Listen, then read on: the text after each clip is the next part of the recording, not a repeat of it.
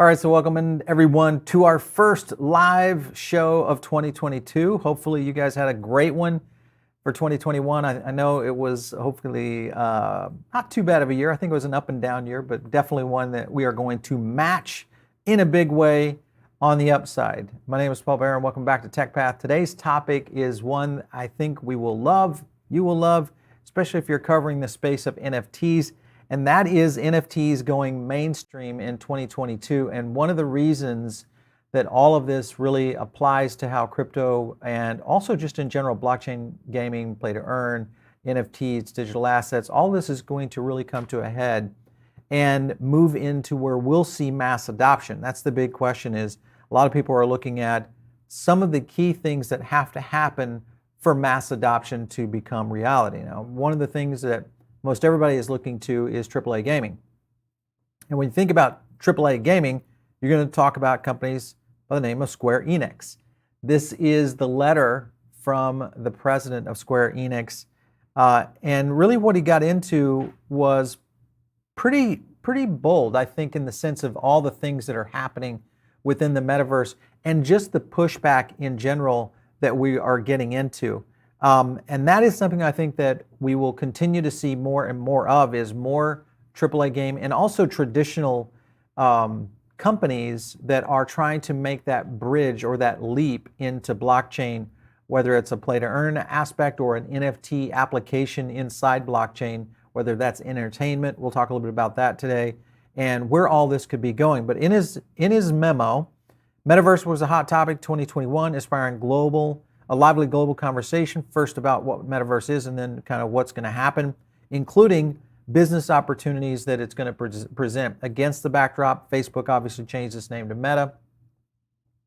And really what he's talking about here is what is it that are going to be some of the key services that are provided in the Metaverse, outside of play to earn, outside of an ecosystem, outside of utility within a game, those kind of elements that are really going to become a factor in building and growing the metaverse. Remember, if you think back on the game Ready Player One, we've mentioned this a lot. They had a full ecosystem inside the game, everything from retail, trade, branding, external activities, entertainment, those kinds of things were all outside of just playing the game itself.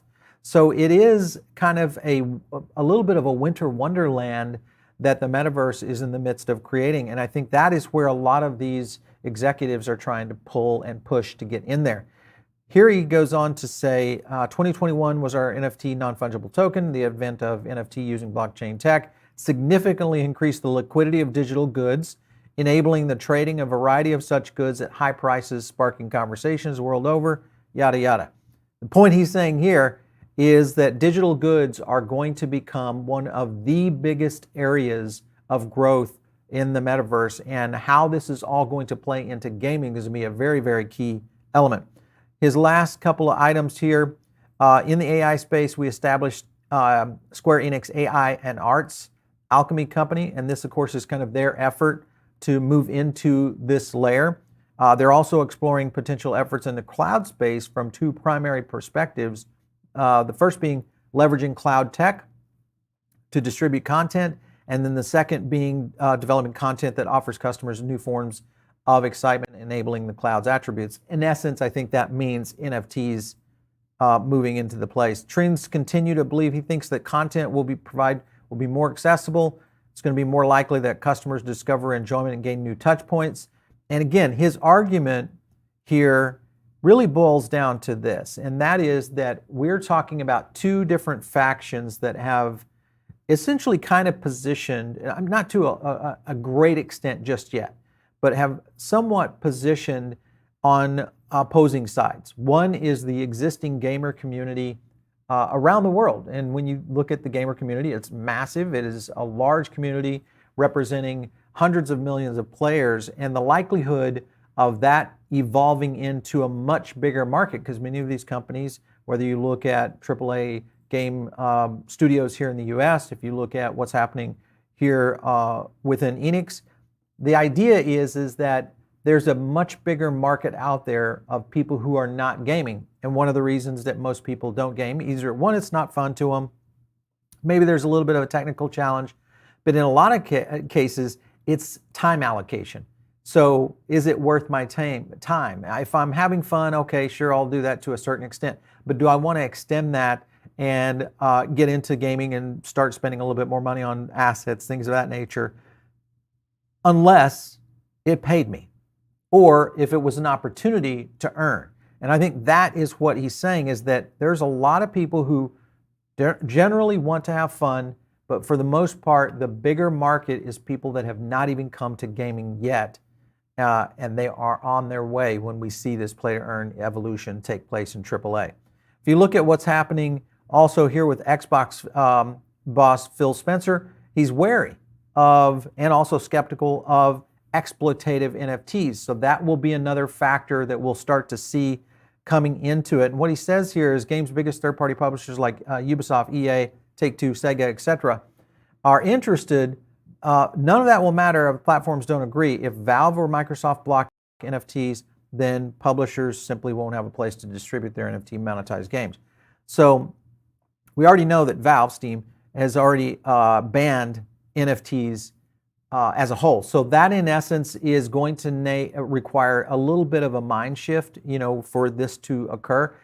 The likelihood of this happening, I think, is real because there's a lot of competition coming up the blockchain side of things that are going to circumvent what's happening in the scenarios of a lot of the consoles. When you think of where Nintendo is and Microsoft, PS, Sony, etc., the likelihood is that if we continue to see a lot of evolution in NFT development, because remember, Axie Infinity, along with a host of other projects, including Sandbox and others, that are eventually going to see critical mass. Critical mass right now, remember, it's very early on with a lot of these, but critical mass will push, I think, Xbox and others to get into this.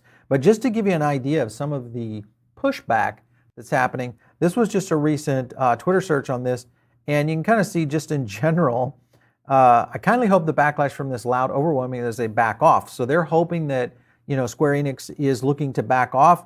This is something I think that goes very deep here. Why aren't they teaching this in high school? 8 strange money moves to make before tomorrow ends. This is an interesting one right here. Square Enix has become a master of hyping me up and then throwing me into a pit of despair. Again, all based on the element around this. Happy New Year, but we were excited about potentially ruining video games in the near future. Hope you had a good one. That's the point, I guess, that we are at right now, is that the gamer community has yet to embrace that. And I think there is a certain amount of pushback in the sense that playing for fun is going away. And even Square Enix president made that statement, is that the time has come for play to earn and the evolution of what this means for the gaming industry to really kind of bridge the next level of e-commerce and commerce in general will need this kind of jump. And then if you look at some of the other platforms, like here's one right here, Kickstarter, very firm on using NFTs, and then you've got a big pushback again from their community. What a lot of companies seem to think these days, Ubisoft thought so, Square Enix experienced some success introducing, but now Kickstarter, the popular crowdfunding on board games, video games, etc., seems to think that way too. Question will be, do we start to see pushback from that area as well?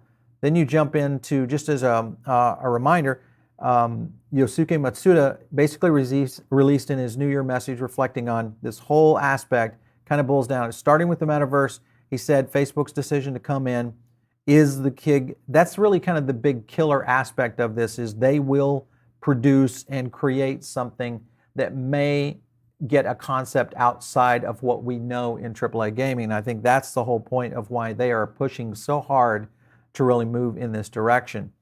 The other one I wanted to show you, just as a reminder, just look at some of the graphics here in AAA with Square Enix, just on some of the games that are, this is a real move. When you got Final Fantasy rolling in, you've got Final Fantasy VII there, you've got, just the element of this now becoming a potential area where true NFT and in-game assets may become a real strategy. This is exciting, I think, for the industry, but it's also exciting for investors, because that means there's going to be a lot more competition that are really starting to roll up the map in terms of how all of this could play into crypto profitability and also into digital assets, because digital assets will be a lot of this, because there may not be tokens that really strive and deliver around there. Just as a reminder, Steam banned games based on blockchain tech with NFTs, but Epic seems down with adding them to its store. So I am interested to see if there's going to be some give and take, is the question I have. If there are, then essentially when you have give and take in any kind of negotiation, it's usually the first step in that direction. So it's kind of like, boiling a frog. You start very slow, the process starts to get a little hotter, and eventually the market has been consumed. And that happens so many places in so many different industries. Social media is a big one of those, in terms of us releasing our data and our personal information. Social media pretty much just said, we'll slowly go there, and then all of a sudden that essentially you now are the product. And I feel like that may end up happening in the gaming scenario, is that you become the product in the essence of where all of NFTs may go. So to a certain extent, I understand the pushback, but at the same time, the evolution is clear, and the likelihood of these companies really kind of jumping up and being able to maintain the market share, because that's a big one. Just as a reminder, if you guys have some questions, make sure to drop them in the side chat. We definitely want to get into that. And we've covered a bunch of these topics, and I just want to bring up one element here. Actually, let's do a poll real quick, and just quickly on this. Of you guys, how many of you would play games if there was NFTs and digital assets in there, who are not playing games now? So I would play if NFTs came, option 1. And then option 2, I'd play anyway. So I'm just kind of curious if there's a natural element of, I'm going to play any game just because I want to have fun, or are people really leaning into, I'll play, but if I'm going to get paid, it's going to make me more interested. I want to pull that poll from you guys just to get some insights on how you guys see this coming. The other thing too, you have right here, It Takes Two creator Jose Fares would rather get shot in the knees than include NFTs in the game. This was the game of the year. So, which is a great game. I love It Takes Two. This is a good one. And for that kind of developer to come in and make those kinds of statements, I think the clarity is real. But I also remember the early stages of business in the early stages of social media. And let me explain. In 2007, social media, Twitter, Facebook, etc., really got a foothold in the community. And many businesses, big brands alike, were all pushing back on social media, saying, nah, we're not really interested. Why do we need that? We have our email list, we have our websites, we're kind of cool with what we have. And they pushed back very hard on social media in the first 18 months. And eventually, what happened was competition. Competition of other companies that were out there trying to do something started to move in and understand how to utilize social media. Boom, the explosion occurred. Think of AAA gaming in the same way. There's going to be a lot of blockchain competition. We already know that here on this channel. We cover hundreds of games per month. You've got projects like Axie, projects like Sandbox, Mana, you name them, that are starting to develop. If Star Atlas rolls off, if we start to see some things really roll out with Illuvium, which all of these projects are coming, the likelihood is the pressure of this year, 2022, on AAA gaming is going to be so much that it cannot bear it. And I think we're going to see a lot of people spin around and reconsider the whole idea of where this is going. And speaking of that, you've got Twitch's co-founder, gaming-focused NFT platform called Fractal is going to launch. So this, of course, is back into the whole aspect around where people are reconsidering kind of the whole position right here. Gaming-focused, non-fungible marketplace Fractal, launched by video game streaming platform Twitch co-founder Justin Kahn and other media entrepreneurs. This is Robin Chan, David Wirt. Some of these guys are big into media in general. So I think they see the writing on the wall. And I think we're going to see the kind of scenario right here. Game developers must apply to have digital assets sold on Fractal. That's where I think we'll start to see the differences, is the really good quality, and I've talked about this before, is the cream is going to rise to the top. We're going to see a lot of bad projects come out this year. And we're going to talk about a lot of bad projects on this show, and then you're going to find those gems that start to evolve and start to kind of level up. And those are the ones that are the next Axie Infinities, the next Star Atlases of the world that are really going to put the pressure on. And I think that's why you see things like Fractal kind of jumping into it.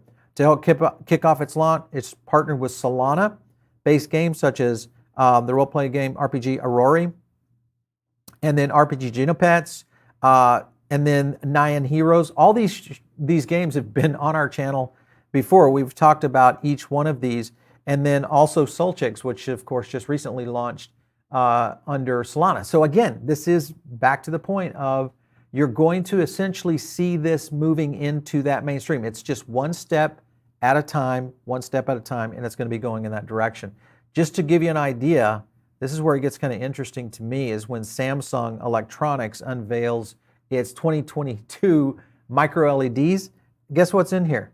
NFT management right there. On-screen multitasking, NFTs management. So you definitely are going to see the capability of these whole more even smarter TVs than what we've been utilizing today. Mostly we should have called these streaming TVs, but now I think we'll see true microprocessing and the potential maybe even for certain amounts of gameplay in some of these micro games that are eventually going to rock into that. Let's see if I wonder if the poll came in. Did it? All right. So we want to get the numbers here in a second. Let me pull it up real quick and see what the guys have on the polls. We've got a new way of doing this now. All right, let's see here. All right, so, all right, boom. That's pretty much says it right there, right there. You can show this screen there, JP. So you've got play to earn. 82% would say, yeah, that's the reason I would go. Play for fun is the 17%. This is exactly what they're talking about. This is what the president of Enix is really going at, and that is that the amount of people that are out there as addressable market is huge in comparison to what we have in the captive market today. So I would agree that our audience is right down there along with the same scenario. Then when you think about that, then you start pulling in the key aspects, I think, that will really push AAA gaming to the next level, and that is pop culture. Pop culture. Slim Shady buys BoredApe, Eminem or Eminate NFT for $460K. I mean, come on. Now we're getting into the level of whether you look at Snoop Dogg on what's happening with Sandbox, you look at where with Eminem, where he's going, and kind of the evolution of what his whole strategy is, because he's looking at creating a digital asset, I think, empire and he owns a ton of NFTs. I was surprised the first time when I really did some research on how many he was involved in. Just amazing to me on where he's going. So these guys are definitely in on kind of the aspect of where this is heading, and I think it's just a matter of time before we'll really start to see this jump off. Here's another one. Even though this one was a little bit far-fetched, and this, of course, was the Joe Rogan. If you had a chance to catch his podcast, Tim Dillon was talking to him about the metaverse.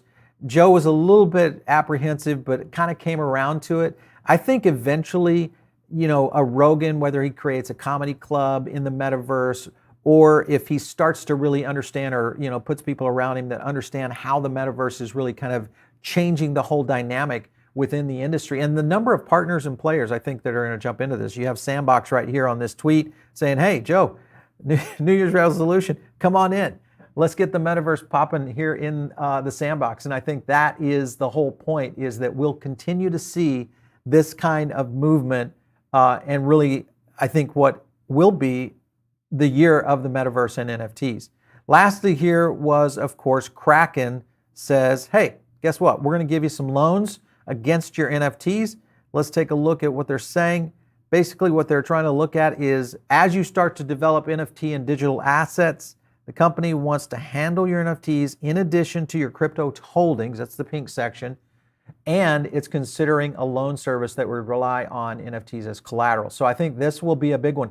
My prediction is that we'll probably see companies like Nexo, Celsius, etc., many of the loan platforms that are out there, Abra, others, that will eventually move in this direction, along with maybe some of the exchanges that are kind of going in this direction in terms of loan and especially digital asset creation. My question is, to what level would you be able to do loans against that? I'm just thinking digital land, you put credit.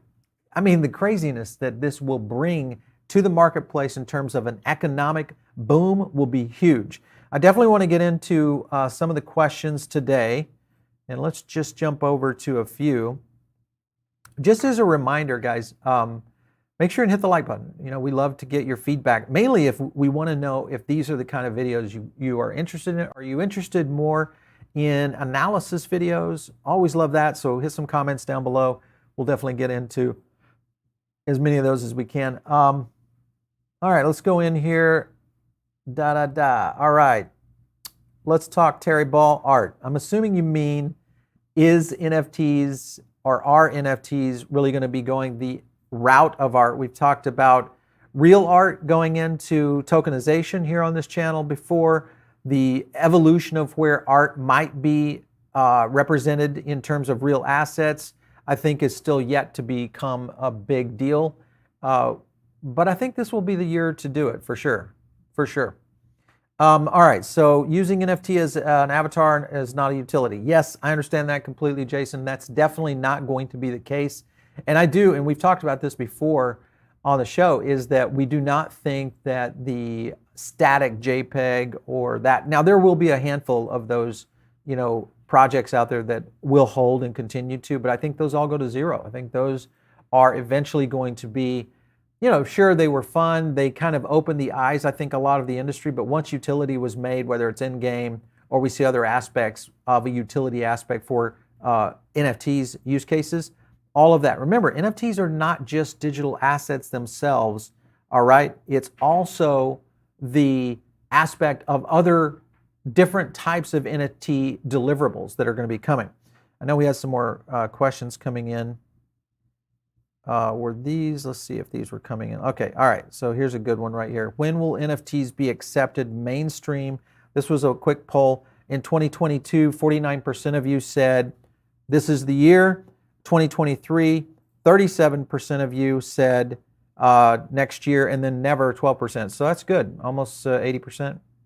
Yeah, 79, over 80%, almost 90% going at this year or next. So this is really kind of the next, I would agree with that. I would think 22, 23 is definitely the window for how this is going to happen. Again, it's all going to depend on major pop culture and also on AAA gaming. I think will be the leverage, but then you'll see other economies moving into it. Everything from banking, insurance, medical, all sorts of things that will start to utilize NFTs around that. Financial instruments will be a big one as well. All right, let's go here. Sky Limitless, in your opinion, Paul, which PDE title will be the next Axie? Who's going to develop it? If I'm betting right now, I'm leaning into Illuvium quite a bit, but that's really kind of a well-known, you know, target. If you look into some of the early projects or some of our micro projects that we've talked about, everything from Meta Wars to Place War, we've looked at My Neighbor Alice that has moved up into Red Fox Labs. All those, I would check back to some of our videos that we go into the low cap games, Metaverse games, that are emerging, because there's a few in there that really have a potential to break out. We'll continue to deliver on that video. We're actually trying to do about 2 to 3 gaming videos a week, mainly because of the demand for it.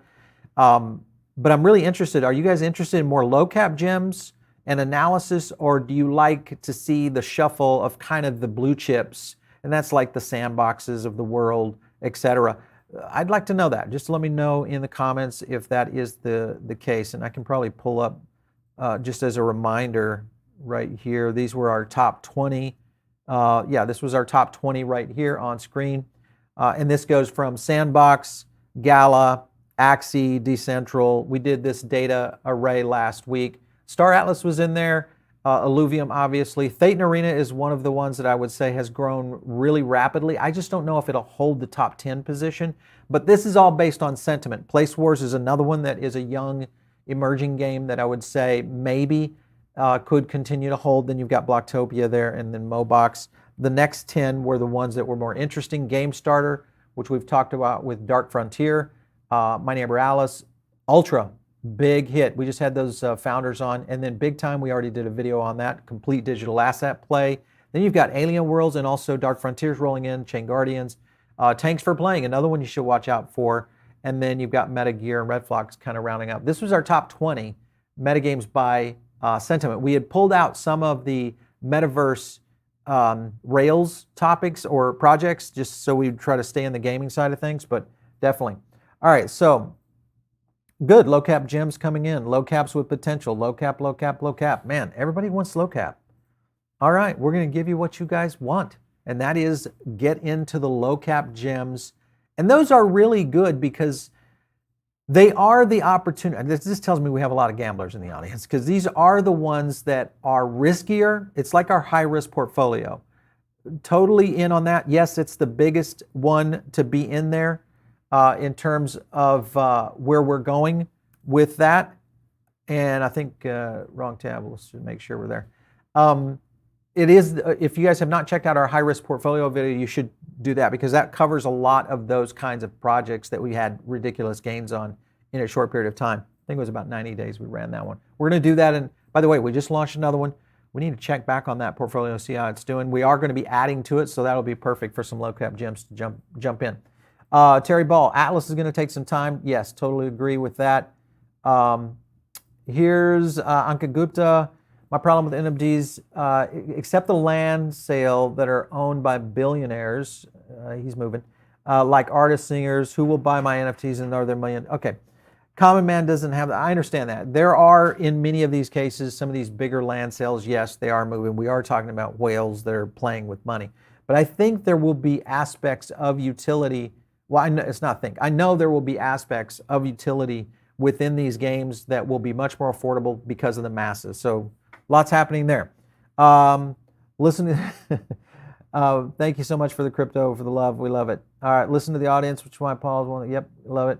More interested in low cap. Man, the low cap's really kind of killed today. I'm interested in seeing where you guys are going with these. Make sure in the comments after the live stream here today, if you are catching this afterwards, drop your projects that you're interested in, and we'll make sure that they're in the data set, the Crypto Power Index, because that's a key. Sometimes we discover projects, we don't know them all, but we have hundreds. I think there's about almost 500 games in the Crypto Power Index right now. So let us know, drop the project in the comments. We'll make sure that it's in the Crypto Power Index because that's the way that we can start identifying sentiment and also amplification on some of these projects. That's how they kind of percolate to the top, and then we start doing our research on to whether or not they are good investments. All right, so you guys, of course, are tuned in over on the podcast. If you're catching this after the live stream, we do these live streams every day, or try to, at 3 o'clock Eastern time. It's the place to come to learn more about all things crypto, investing, and really kind of the evolution of technology and where it's going right here on TechPath. And of course, you can do that just by searching Paul Barron Network. You'll find us out there. If you are here on YouTube, you got to subscribe to the channel. Man, this is the place. And guess what? We're nearing up 300K. Once we hit the 300K mark, we're going to do another Diamond Circle giveaway. And I anticipate we're going to hit that anytime now. So make sure and like or subscribe to the channel, and make sure and enroll into the Diamond Circle. It's really simple and easy and free for you guys to do that. Catch me out on Twitter. It's @PaulBarron. We'll catch you next time right here on TechPath.